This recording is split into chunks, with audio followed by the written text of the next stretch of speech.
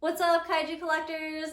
Guess what? I'm finally back with a new review video. I know I kind of took a super long break there for a while, but I'm back at it, and what better way to start than with this awesome, unique, and I think one-of-a-kind piece, the Sarujirushi Godzilla 1954. Sarujirushi is a newer soft vinyl line that is produced by Yamakichi. Yamakichi is a store in Japan that sells Sofubi products, and they also produce their own original line of figures as well. And the name Sarujirushi I think is pretty cool. It translates to monkey mark, so Saru equals monkey, Jurushi equals mark, and it's kind of a tribute to the old bull mark figures. So this guy right here was sculpted very nicely by Masami Yamada, and it was sold at Character Fest in Ariake, Japan on December 1st of 2019. So this sculpt was actually based off some photos from an article titled Goodbye Godzilla in the monthly Highbone magazine. And I actually have some photos to show you here because I finally figured out how to put photos in a video. So I will scroll through those as I talk about this. So at the end of 1954, early 1955, there was a publicity event held called Ceremony of Goodbye Godzilla, and it was done after the movie was released, kind of like a wrap-up party kind of thing. And Momoko-san, who played Emiko, and Takarada-san, who played Ogata, were present to kind of sink and release the Godzilla suit back into the ocean in Tokyo Bay. Because he had done a good job in the film and it was time for him to go back home. So they had a little party, and there's photos of Godzilla playing the ukulele while Momoko-san is dancing and Takarada-san is looking on, and some photos of Takarada helping to sink and release the suit back into the ocean so Godzilla can go back home. And I thought that was really neat to base this figure off of those photos.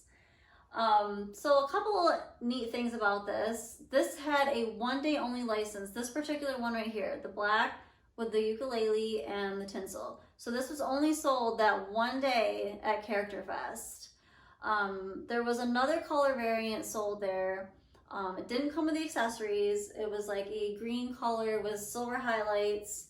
And there was a couple differences between both of those that were sold, besides the color and the accessories. This figure here only has 3 toes, while the green and other color variants afterwards have 4 toes. And the reason for that being, as you can see in the photos, this suit has 3 toes on it, and the reason for that being is they cut off the middle toe to make it easier for the suit actor to walk around at publicity events without tripping and falling over. So that's one really small detail that I thought was really neat that they put into this figure. They put like a really lot of thought behind it. And I mean, this has a really great sculpt on it. The legs move, his tail moves, and his arms move up and down, so you can have him hold the guitar. I actually have a hard time trying to get it to look like in the photo like he was holding it. And then it comes with a little tinsel here. It's black vinyl, and it has like a gray spray along the dorsal plates here and on his fingernails and toenails. And then he's got like the red in his mouth with this little teeth. I think it's really neat how detailed they do like the teeth. Like the teeth are so tiny. How do you not mess up painting the teeth? I totally would. This is the header card that came with it.